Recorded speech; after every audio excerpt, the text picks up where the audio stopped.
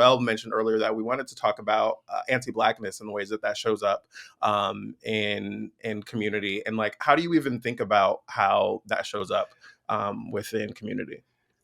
I can speak to the Samoan culture because my family's from Samoa. So, sorry, just a little bit of background. I was born and raised in Aotearoa, otherwise known as New Zealand, but my parents are of Samoan descent, so they're both immigrants. So I'm first generation Samoan, New Zealand born Samoan. So a term that's widely used by Samoans, very commonly used, I should say, is meoli, which translates to black thing, and that's what we use to describe African Americans. It's what we describe. It's often used as an insult for people with darker skin tones, right? And that dates back to when. Not y'all got y'all own N-word. I mean, you're not wrong. What ain't that? That's what I heard. Yeah, you're not wrong. Sorry, that's what I heard. I'm not touching it. When we go back to where it comes from, is, that's even worse, right? I mean, I don't know if it's worse, but it makes sense in the worst way. So in the 1800s, when Germany was colonizing Samoa, we went from living off the land to now these large scale plantations, right? And so to work the plantations, they brought in indentured laborers. This is the softened, I guess, term that they use for what are essentially slaves, right? For those who can't see Crit, he is using air quotes, FYI. For indentured laborer, right? They brought in indentured laborers from the Solomon Islands, which is one of the islands of Melanesia. And so these were darker skinned laborers, and the Germans coined the term meoli to describe them, black things. So ever since from back then, we haven't let go of that term. And again, colonization, our country, a lot of Pacific nations are heavily influenced by the church, and so it's just a term that there's a lot of resistance to about letting go. Because it is a very conservative culture now, because that's just the nature of culture changes, and now we are so heavily tied to a lot of white supremacist ideals, and yeah, it's one thing that we try to work towards dismantling within the work. One of the questions that I'm stealing your question, Jarrett, FYI, because it feels appropriate for this moment. One of the questions that Jarrett had mentioned yesterday was like how, and correct me if I say this wrong, Jarrett. I'm actually really curious about how you're going to say it, because you told me that the way I was saying it was not something I should say. So go ahead on. Publicly, yes. But when we talk about anti-Blackness, right? Like, anti-Blackness isn't just like everybody can be anti-Black, right? And anti-Blackness is for everyone. It is. Anti-Blackness is for everyone, okay? Including Black folks, right?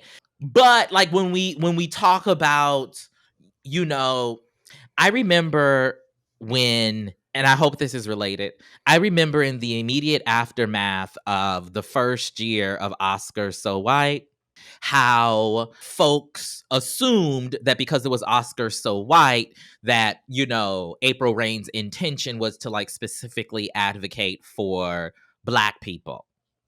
And at that time, there was I'll be generous and say, small collective of Asian American folk in the industry, in particular, because that's where I was, who, for lack of a better word, were like, oh, well, the Asian representation's bad too. Like, we need to be focusing on the Asian representation, right?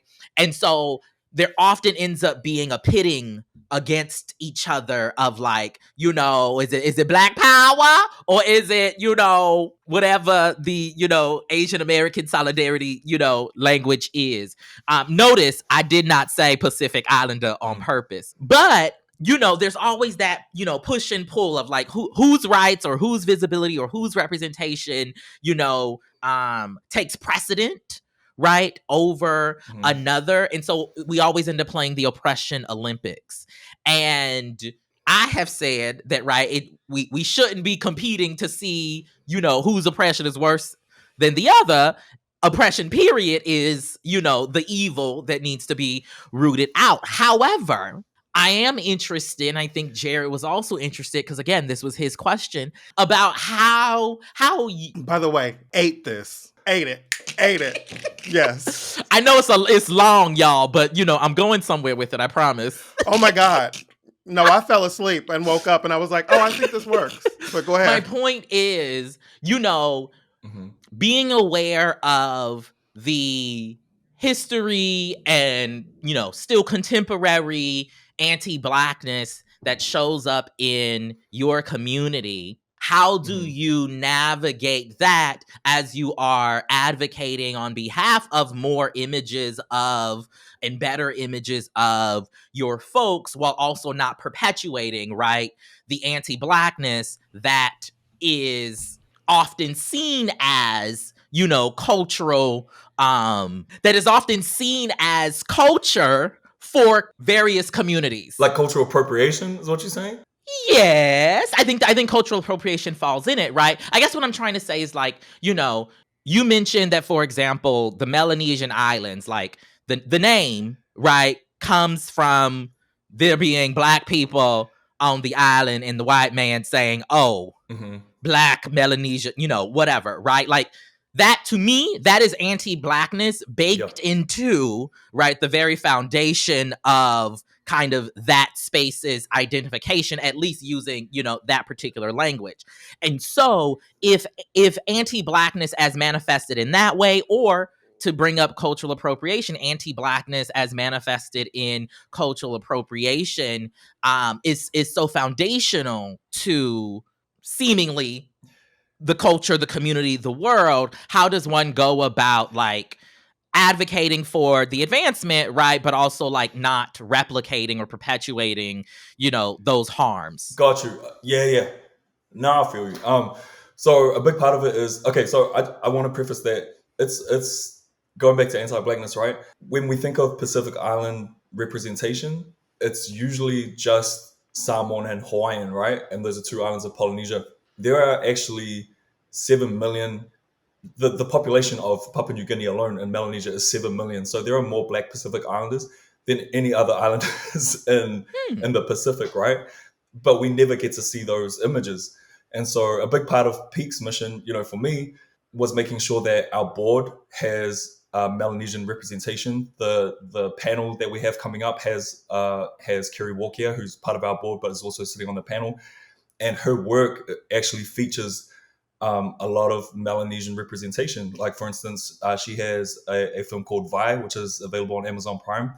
And it's the first time that I ever got to see dark-skinned mothers, daughters, grandmothers, women, and like on screen like that. Like, we've never gotten to see that because that narrative is just erased, right? So I think that's how we're trying to navigate it, is just being as inclusive as possible and intentional when it comes to the way we present ourselves, and just naming those things every step of the way. And that comes from, honestly, my relationship with my friends and family in the Black community, and the influence that they've had on me throughout my studies and throughout my just the love that we have, And so I think that's played a big part in how I approach the work.